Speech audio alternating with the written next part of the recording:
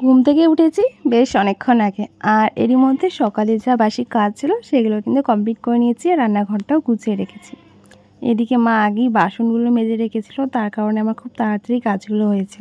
Morning তোমাদের সবাইকে, কেমন আছো তোমরা? আশা করছি সবাই অনেক ভালো আছো, আমি অনেক ভালো আছি। তো ভিডিওর মাঝখানে একটা কথা বলি, তোমরা অনেকেই জানতে চেয়েছিলে আমার বাড়ি কোথায়। তো আমি এর আগে অনেকবার বলেছি আমার বাড়ি জলপাইগুড়িতে। আর আমার বুনু কোথায় থাকে? আমার বুনু শিলিগুড়িতে থাকে। তো চলো, তোমাদের অনেকেরই জানার ইচ্ছে, যেহেতু আমার ভিডিও দেখো আমার বাড়ি কোথায়। তো আমার বাড়ি কিন্তু জলপাইগুড়ি। এখানে বাসনগুলো সুন্দরভাবে সাজিয়ে গুছিয়ে রাখছে, যেহেতু আমি প্রথমেই বলেছি যে এখনও ভালো মতো ঘর গোছানো হয়নি। এক একটা জিনিস এক এক জায়গায় রাখা হচ্ছে, এক এক সময় এক এক জায়গায় ভালো লাগবে, তো সেটা আবার সেখানে রাখবো। যেহেতু থালার জায়গায়, প্লেটের জায়গায় এগুলো এখানেই রাখে, তো এগুলোর কোনো পরিবর্তন হবে না। এগুলো ঠিক যেভাবে রাখি সেভাবেই আছে, জাস্ট একটু সুন্দরভাবে ভালো মতো গুছিয়ে নিচ্ছি। আজকে রান্নাবান্না নেই ঠিকই, তবে আজকে অনেক কাজ আছে। যেহেতু কালকেই ঘর পরিষ্কার হয়েছে, তাই আজকে চেয়ার টেবিল যা যাবতীয় জিনিস আছে, এতদিন যা কাঁচা ঘরে ছিল আমাদের মাটির ঘরে, তো সেইগুলো যেহেতু পাগুলো মাটি হয়েছে, তাই আজকে সেগুলোই ধুবো আর একটা একটা করে পাকা ঘরে তুলবো। তো চলো, আমি রান্নাঘরটা ঝাড় দিয়ে মুছে একবারে বের করে নেব। রান্নাঘর, শোয়ার ঘর সমস্ত কিছু একবারে ঝাড় দিয়ে মুছে বের হবো। সেই কুয়ো পাড়ে চলে যাব, সেখানে টেবিল চেয়ার এইগুলো ধুবো। না জানি সেইগুলো ধুতে কতটা সময় লাগবে, যার জন্য কিন্তু সকাল সকাল ঘুম থেকে উঠে আগে ঘরগুলো পরিষ্কার করে নিচ্ছি।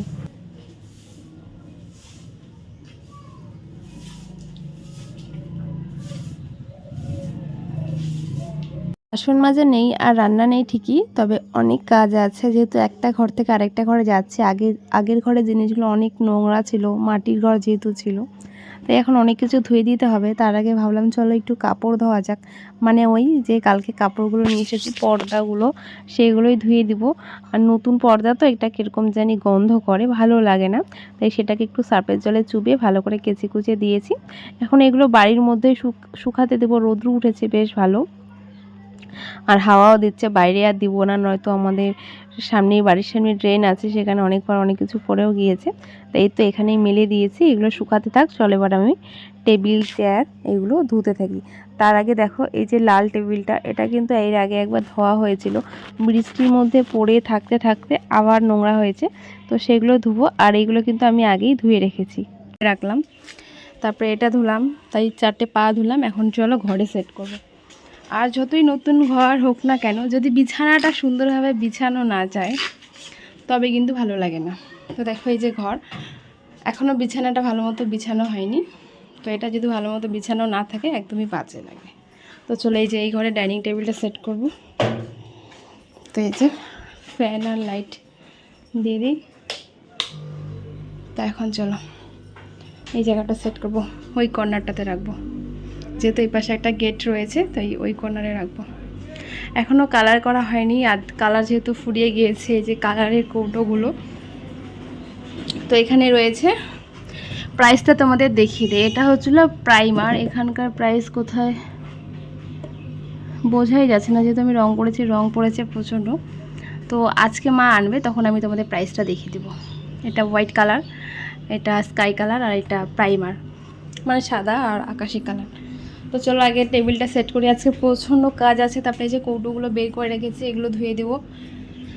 চেয়ার 4টে 5টে 6টা থেকে 7টা চেয়ার আছে, সেই চেয়ারগুলো ধুয়ে পাকা ঘরে তুলবো আর কি। আপাতত ডাইনিং টেবিলটা ধোয়া হলো, এগুলো সেট করি। চলো, টেবিলটা অনেকটা বড় ছিল, আর সেটা ধুতে অনেক ঝামেলা হয়েছে, তাই সেটাই আগে ধুয়েছি।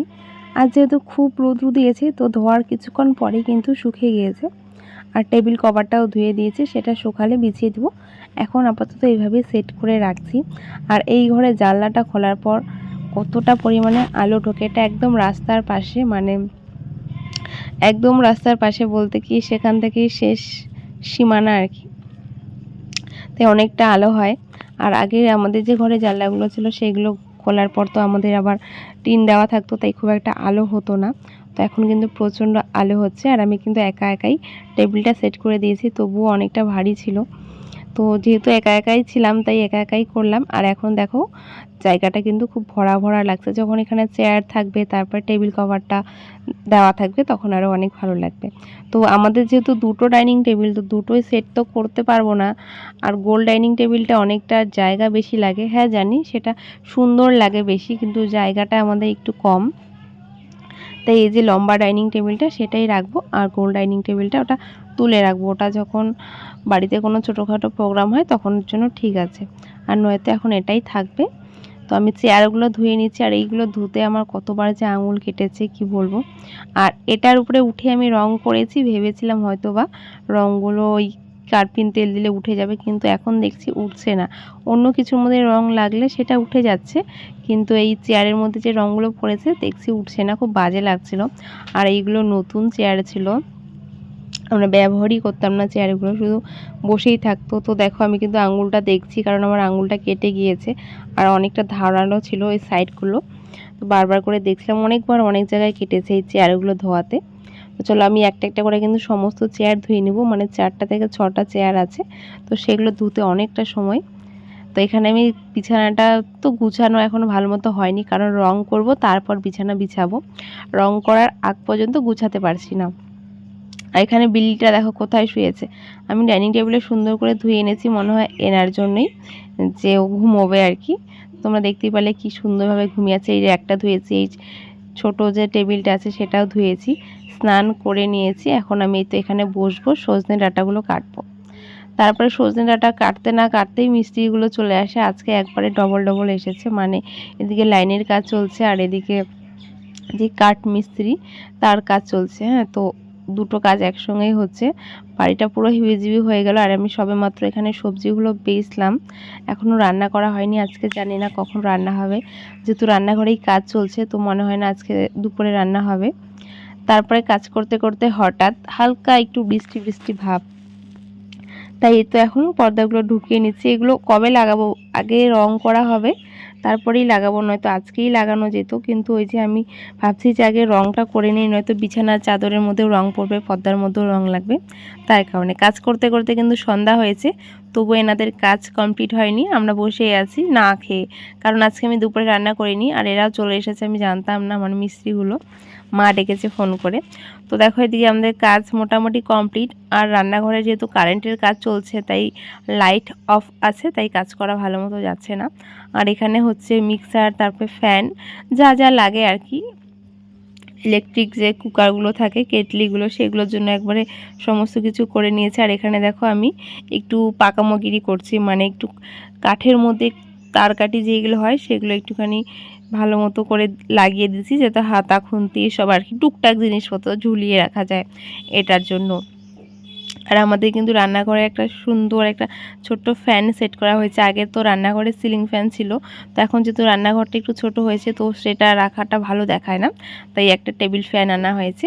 তো তারপরে সারাদিনের কাজবাজ করে একটু রেস্ট নিব ভেবেছিলাম, কিন্তু বারবার করে আমাকে একজন রিকোয়েস্ট করছে যে একটুখানি নাইটিগুলো ফিটিংস করিয়ে দিতে। এখন তো ঘর ঠিক হয়েছে, করে দে বলে আমি ওই ঘর থেকে মেশিনটা নিয়ে আসলাম এই ঘরে। এর তো এখন ফ্যান লাইট ঠিকঠাক মতো দিয়ে বসবো সেলাইয়ে। জানি না কতক্ষণ লাগবে, যেহেতু অনেকগুলো নাইটি আছে, তাই আমারও অনেক কিছু টুকটাক সেলাই করা ছিল, কিন্তু আমি আমার কাজের চাপে সেগুলো করিনি। আর যেহেতু বারবার করে ঘুরে যাচ্ছিলো, তাই ভাবলাম ঠিক আছে কাজটা নিয়েই নেই। তো এই যে বাড়ির এত অগোছানো এলোমেলো কাজ, তার মধ্যে নিয়ে বসলাম সেলাই। তো চলো মানুষের কাজ তো করে নেই, কালকেই দিতে হবে আবার, এতটাই তাড়াহুড়ো মানে কি বলবো।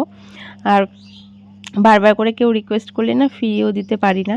তো যেহেতু মোটামুটি ঘরটা ঠিক হয়েছে, ভাবলাম না চলো আর বেশি আলসেমি করব না, কাজটা অনেক পিছিয়ে যাচ্ছে, নিয়ে আসি মেশিনটা। ওই ঘরে মেশিনটা ছিল, দেখেছিলাম তোমাদেরকে কোথায় রেখেছি, তো সেখান থেকে মেশিনটা একটু ধরে এনে সেট করলাম। এখন এই তো বসলাম সেলাইয়ে, তারপর সেলাই হয়ে যাবে, তারপর একটু রেস্ট নেব। খাওয়া দাওয়া তো আছে, মানে কি বলবো, কোনো নামগন্ধই নেই। রান্নাঘরে যেহেতু কাজ হচ্ছিলো, লাইট ফ্যান অফ ছিল। তো চলো আমি সেলাই করতে থাকি, তারপরে তো বাবা চলে আসবে, সবাই মিলে একসঙ্গে খেয়ে ঘুমিয়ে পড়বো। রাত্রে আর সেরকম কিছু করব না, যা বাকি কাজ থাকবে সেগুলো আস্তে আস্তে করতে থাকবো কাজকে। সবাইকে গুড নাইট।